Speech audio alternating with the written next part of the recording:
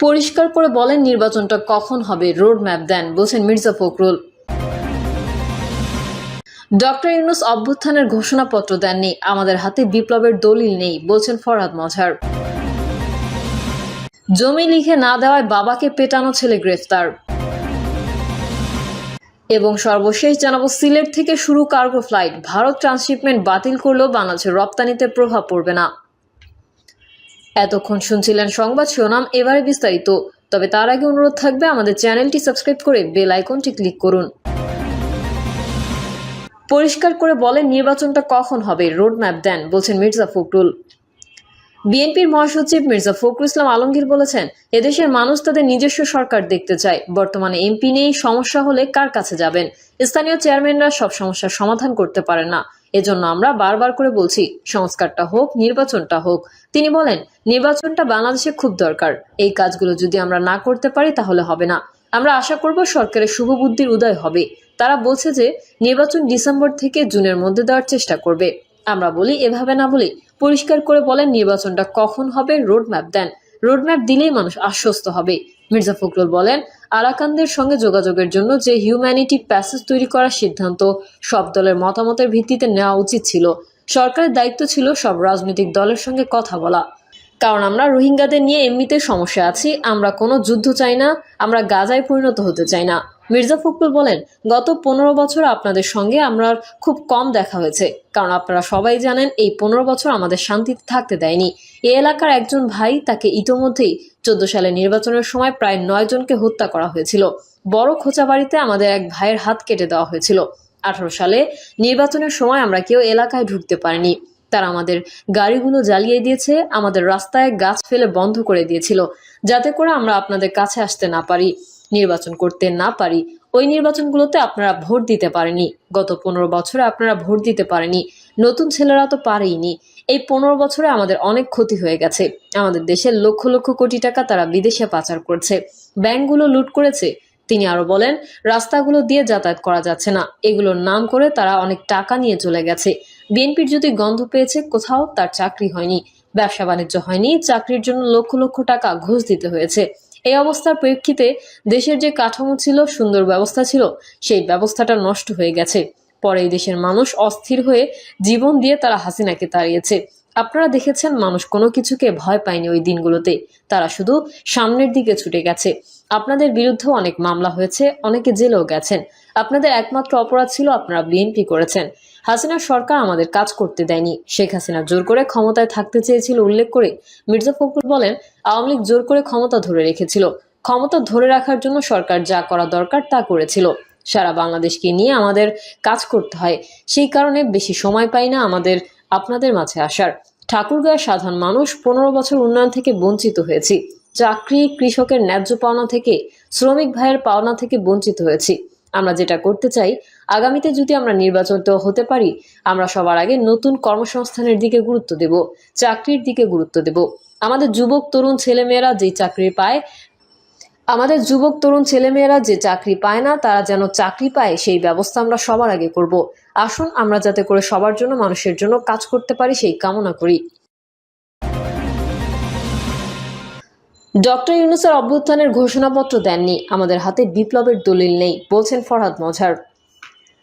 অন্তর্বর্তীকালীন সরকারের প্রধান উপদেষ্টা অধ্যাপক মোহাম্মদ ইউনূস গণঅভ্যুত্থানের ফসল কিন্তু নেতা নন বলে মন্তব্য করেছেন কবি ও অন্তর্বর্তীকালীন সরকারের প্রধান উপদেষ্টা অধ্যাপক মোহাম্মদ ইউনূস গণঅভ্যুত্থানের ফসল কিন্তু নেতা নন বলে মন্তব্য করেছেন কবি ও রাষ্ট্রচিন্তাবিদ ফরহাদ মজহার। ডক্টর মোহাম্মদ ইউনূসের সমালোচনা করে তিনি বলেন, জুলাই গণঅভ্যুত্থানের ফ্যাসিস্ট শক্তি, ফ্যাসিস্ট রাষ্ট্র ব্যবস্থা, ফ্যাসিস্ট সরকারের বিরুদ্ধে সাধারণ মানুষ এক হয়ে লড়েছিল, কিন্তু ডক্টর ইউনূস আমাদের জুলাই ঘোষণাপত্র দেননি। এজন্য আমাদের হাতে বিপ্লবের কোনো দলিল নেই। ডক্টর ইউনূস জুলাই অভ্যুত্থানের ঘোষণাপত্র দিতে দেননি, এটা তিনি মহা ভুল করেছেন। আগামী দিনে জনতাকে এর ফল ভোগ করতে হবে। গণঅভ্যুত্থানের ঘোষণাপত্র না থাকা আমরা দুর্বল চিত্ত হয়ে উল্লেখ করে এই চিন্তক বলেন, এই অভ্যুত্থানের গণ অভিপ্রায় হচ্ছে গণসার্বভৌমত্ব। এর প্রথম ধাপ হবে সংবিধানে গণসার্বভৌমত্ব উল্লেখ করা, কিন্তু আমরা হাসিনার সংবিধানটাই ছুঁড়ে ফেলতে পারিনি। এর বদলে আমরা করেছি একটি সংস্কার কমিশন। এর নেতৃত্বে যারা রয়েছেন তারা অভ্যুত্থানে যারা ছিলেন না, তারা কমিশনগুলো জনগণের কাছে থেকেই তাদের কথা শোনেনি। এতে আমরা ক্রমশ দুর্বল হয়েছি। ফলে যারা আপনাদের অশান্তিতে রেখেছে, আপনারা তাদের বিচার করতে পারবেন না। তাই গণসার্বভৌমত্বের ভিত্তিতে নতুন রাষ্ট্র প্রতিষ্ঠা করতে হলে রাষ্ট্রের নতুন স্বাধীন গঠনতন্ত্র লাগবে। তিনি বলেন, গণঅভ্যুত্থান বলতে আসলে কি বোঝায় এটা আসলে আমাদের সমাজে পরিষ্কার ধারণা নেই। সর্বশেষ জুলাই গণঅভ্যুত্থানে আমরা সারিতে অনেক মেয়ে ছিল, কিন্তু তারা হঠাৎ কোথায় হারিয়ে গেল। সর্বশেষ জুলাই গণঅভ্যুত্থানের সামনের সারিতে অনেক মেয়ে ছিল, কিন্তু তারা হঠাৎ কোথায় হারিয়ে গেল। তারা আর রাজপথে নেই, কারণ তারা রাজপথে আর নিরাপদ বোধ করছে না। আমাদের দেশের জনগণের মধ্যে রাষ্ট্র আর সরকারের পার্থক্য স্পষ্ট না, ফলে দেশ সামনের দিকে এগোতে পারছে না। দেশে স্টার্লিং আনার সমালোচনা করে লেখক ফরহাদ মজার বলেন, ডক্টর ইউনূস স্টার্লিং এদেশে এনেছেন, এতে কি লাভ হবে? আপনার নিরাপত্তা, আপনার সিকিউরিটি কোনো কিছুই আর আপনার থাকবে না। সবকিছু ইলন মাস্ক জানবে। আর ইলন মাস্ককে জানেন তো, তিনি ট্রাম্পের সমর্থক, আর ট্রাম্প ইসলাম ঘৃণা করেন। উনি ঘোরতর ইসলাম বিরোধী। আন্তর্জাতিক বিনিয়োগের কথা বলে ভাবছেন আমি চাকরি পাবো, অনেক বেতন পাবো। জমি লিখে না দেওয়ায় বাবাকে পেটানো ছেলে গ্রেফতার। জমি লিখে না দেওয়ায় নারায়ণগঞ্জের সোনারগাঁয়ে পিরোজপুর ইউনিয়নের আশারিয়াচর এলাকায় বাবাকে পিটিয়ে মারাত্মক জখম করেছে সন্তানরা। এ ঘটনায় ভুক্তভোগী আব্দুর রহিম বাদী হয়ে সন্তানদের বিরুদ্ধে সোনারগাঁও থানায় মামলা করেছেন। পুলিশ অভিযান চালিয়ে ছেলে জহিরুল ইসলামকে রোববার গ্রেফতার করে। সোমবার গ্রেফতার করে।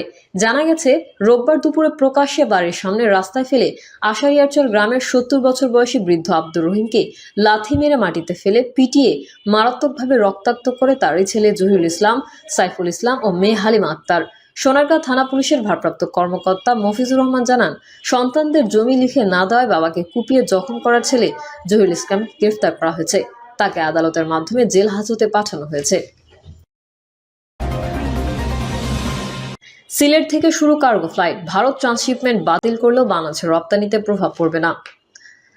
বাণিজ্য, বস্ত্র, পাট ও বেসামরিক বিমান ও পর্যটন মন্ত্রণালয়ের উপদেষ্টা শেখ বসিরউদ্দিন বলেছেন, ভারত ট্রান্সশিপমেন্ট চুক্তি বাতিল করায় বাংলাদেশের রপ্তানি বাণিজ্যে কোনো প্রভাব পড়েনি, বরং ভারতের চেয়ে কম খরচে বিভিন্ন দেশে রপ্তানি করা যাবে। কারো উপর ভরসা না করে নিজেদের সক্ষমতা তৈরির সুযোগ হয়েছে। তিনি বলেন, বাংলাদেশের সময় এসেছে নিজেদের সক্ষমতা অর্জন করার, সেই চেষ্টাই চলছে। সিলেট থেকে রপ্তানি শুরু হলো, খুব শিগগিরই চট্টগ্রাম থেকে কার্গো ফ্লাইট চালু করা হবে। ফ্যাসিস্ট সরকারের দায় বর্তমান সরকারকে বহন করতে হচ্ছে উল্লেখ করে তিনি বলেন, ফ্যাসিস্ট সরকার সবকিছুকে উৎপাদনশীলভাবেই দুর্বৃত্তায়ন করে গেছে, যার ফলে বাংলাদেশের মানুষের মন মানসিকতায় নানা আঘাত পড়েছে, চিন্তা চেতনায় প্রভাব পড়েছে, যে কারণে সবাই মিলে ভালো চিন্তা করতেই ভুলে গেছে মানুষ। ভারত ট্রান্সশিপমেন্ট চুক্তি বাতিল করার পর ঢাকা বিমানবন্দরের উপর রপ্তানি চাপ কমাতে সিলেট ওসমানী আন্তর্জাতিক বিমানবন্দর থেকে আনুষ্ঠানিকভাবে কার্গো ফ্লাইট শুরুর উদ্বোধন শুরু করতে বিকেলে সিলেটে যান উপদেষ্টা। সন্ধ্যায় শুরু হয় উদ্বোধনী অনুষ্ঠান। প্রিয় দর্শক, এই ছিল এখনকার সর্বশেষ সংবাদ। আপডেট সংবাদ পেতে চ্যানেলটি সাবস্ক্রাইব করে বেল আইকনটি ক্লিক করুন। কমেন্টে আপনার মতামত জানিয়ে আমাদের সাথেই থাকুন। ধন্যবাদ সবাইকে। আল্লাহ হাফেজ।